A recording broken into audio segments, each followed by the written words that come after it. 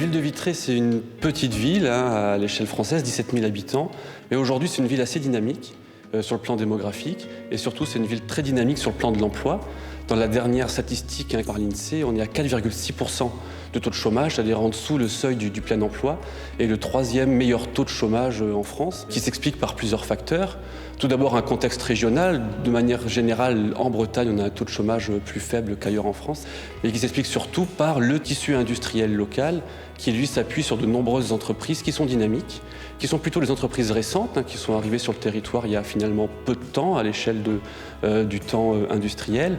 Et surtout, c'est des entreprises et des emplois industriels qui s'appuient sur des caractéristiques propres au territoire. C'est à la fois une histoire liée à la forte présence de l'agriculture, donc de l'industrie agroalimentaire, une histoire liée aussi à des relations plutôt apaisées aussi entre le salariat et le patronat, qui fait que historiquement on a très peu de grèves sur le territoire de Vitré et qu'on a des salariés qui sont plutôt disponibles en fonction évidemment de l'emploi qu'on peut leur offrir. Aujourd'hui, ce taux de chômage à 4,6%, c'est le résultat d'une mobilisation du tissu économique et du tissu politique local. Depuis en gros 1977 et l'arrivée d'un homme, Pierre Méhaignerie, à la tête de la ville de Vitré, on a eu une politique qui a été menée pour favoriser l'investissement et l'implantation de nouvelles entreprises sur place. Donc cette mobilisation, évidemment, elle se met en place de différentes manières, à la fois sur le plan politique, où là on s'appuie sur des réseaux départementaux, régionaux, nationaux, voire internationaux, pour aller chercher des investisseurs. Et là, on a des exemples où le maire a pris lui-même son bâton de pèlerin pour aller toquer à la porte des entreprises et convaincre un des chefs d'entreprise de venir s'installer sur le territoire de Vitré. Comment avons-nous pu attirer des entreprises ? Le plus important, à mon avis, c'est la capacité de construire pour l'entreprise les bâtiments, de façon à ce que l'entreprise se concentre sur son développement et soit plus sécurisée. La construction de 30 bâtiments industriels a été un élément clé. Le deuxième élément, c'est la capacité dans ce bassin d'emploi de savoir qu'il y a une éthique du travail et que l'entreprise pourra réussir.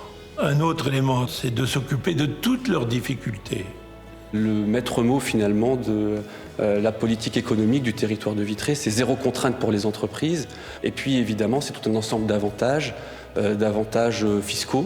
Notamment la règle, c'est plutôt de dire on est à 30% en dessous de la moyenne nationale pour que les entreprises n'aient pas à verser trop d'impôts sur les différentes contributions qu'elles ont à verser. Mais c'est aussi des aides sociales pour les employés. Par exemple, sur la zone industrielle d'Étrelles, c'est Vitré Communauté, donc la collectivité locale, qui a créé une crèche pour que les salariés puissent faire garder leurs enfants sur place. Donc tout ça, c'est un ensemble finalement de facteurs qui vont faciliter la vie des entreprises, qui vont faire qu'elles vont venir de manière assez facile sur le territoire. L'étude POPSU, elle avait deux objectifs. Le premier, c'était de comprendre la réussite du territoire vitréen. Peut-on parler d'un modèle vitréen ? Donc comprendre finalement cette réussite économique et voir si on peut tirer des grandes lignes qui pourrait profiter à d'autres territoires. Et puis le deuxième objectif, c'était de voir un peu la durabilité de ce modèle dans le temps. Est-ce que par rapport aux évolutions du milieu économique, par rapport aux évolutions de la société, par rapport à l'évolution même du marché mondial, est-ce que ce qui existe aujourd'hui va perdurer ? La France est administrativement lourde, donc faciliter la vie des entreprises est considéré. Nous avons décidé de regrouper dans un seul bâtiment qui s'appelle la Maison de l'Emploi, de l'Entreprise et de la Formation, les 10 structures qui s'occupent de l'emploi. Depuis une chambre de commerce jusqu'à Pôle emploi, en passant par le centre d'information et d'orientation scolaire, avec un seul directeur. C'est un avantage pour beaucoup d'entreprises. Une entreprise a besoin de 17 salariés ou de 8 salariés dans 6 mois. La Maison de l'Emploi, de l'Entreprise et de la Formation s'en occupe.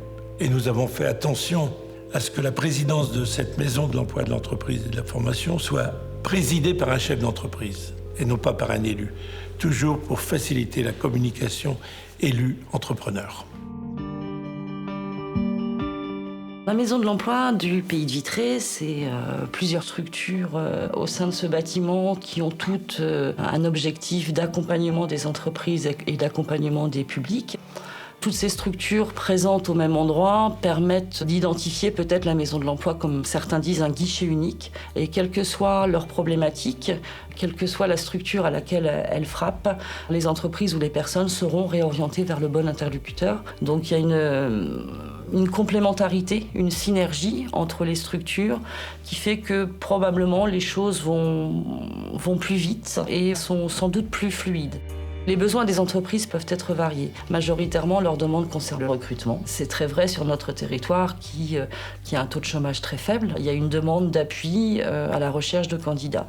Donc, outre la diffusion des offres d'emploi, qui est la première étape, il y a vraiment un travail d'analyse du besoin de l'entreprise et de trouver des solutions auxquelles l'entreprise n'avait peut-être pas pensé, à savoir former les personnes avant leur recrutement, ouvrir considérablement leurs critères de recrutement.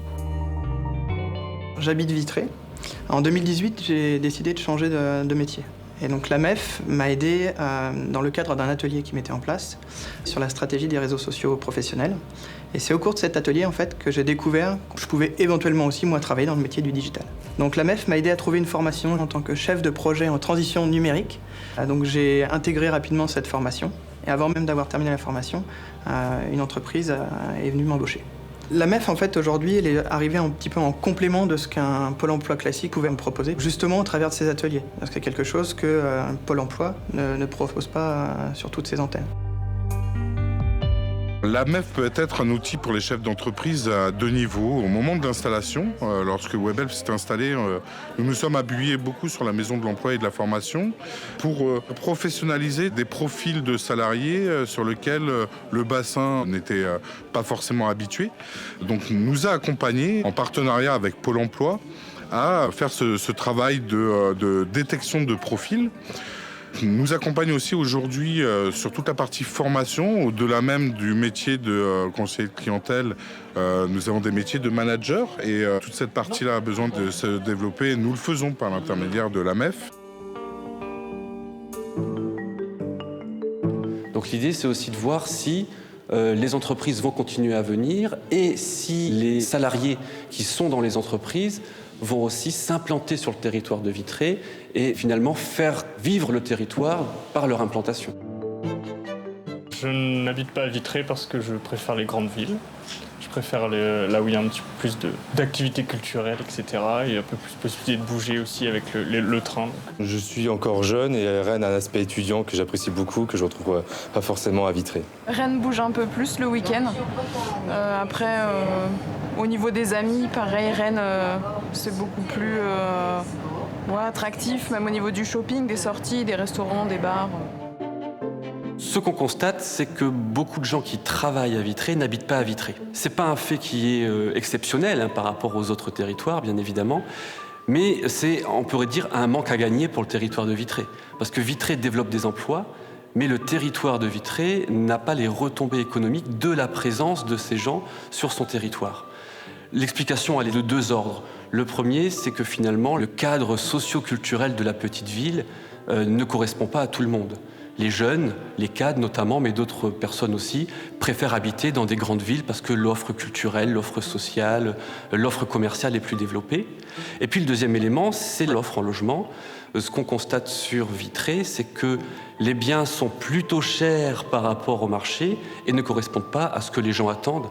Donc un des enjeux aussi pour le territoire de Vitré, c'est de faire en sorte que l'offre de logement corresponde à la demande en logement des gens qui travaillent sur son territoire. L'attractivité de Vitré, il fallait la créer au début. Elle a évolué favorablement du fait de la construction de l'autoroute, qui a été un élément clé. Paris-Rennes, aussi par l'existence d'une voie ferrée qui facilite la vie des entreprises. Et puis par l'image que nous avons donnée et qui a été reprise par beaucoup de journaux sur le dynamisme entrepreneurial et la capacité de réussir des entreprises. Parce que beaucoup d'entreprises qui se sont décentralisées ont commencé avec 100 emplois. Elles ont souvent aujourd'hui 500 emplois. Donc elles ont trouvé un milieu favorable pour leur développement. Les résultats sont un peu plus mitigés finalement. Autant sur le développement économique, c'est assez clair sur comment fonctionne le modèle, autant sur les effets indirects, on va dire, des salariés sur le territoire, c'est plus mitigé. Ces gens-là ne sont pas implantés sur le territoire, donc ils ne participent pas finalement à la consommation locale et ne participent pas directement à la mise en place de ce qu'on peut appeler une économie présentielle. Une conclusion de ce programme, c'est de dire que Vitré a beaucoup misé sur l'économie productive, sur l'industriel, sur la production économique, mais elle n'a peut-être pas pris autant que d'autres territoires le tournant de l'économie présentielle. Et un des défis qui se pose à Vitré aujourd'hui, c'est justement de faire vivre cette économie présentielle, qui est certes plus liée sur la consommation, mais qui aujourd'hui, finalement, draine pratiquement plus de richesses que l'économie productive. Un résultat intéressant, c'est aussi le portage politique. Et ce que l'étude nous apprend du portage politique du développement économique. On voit bien à Vitré que les élus, et notamment le maire Pierre Méhaignerie, est surinvesti sur le projet du portage politique, sur le projet du développement économique également. C'est un atout important parce que c'est pas lui qui va évidemment créer les emplois, mais c'est lui qui peut faire le lien entre les entrepreneurs. C'est lui qui peut aller chercher les investisseurs. Le maire, c'est un commutateur finalement entre un territoire qui est prêt, disponible, disposé pour travailler et des investisseurs qui cherchent finalement les dispositions du territoire. Donc l'action publique compte finalement dans le développement économique.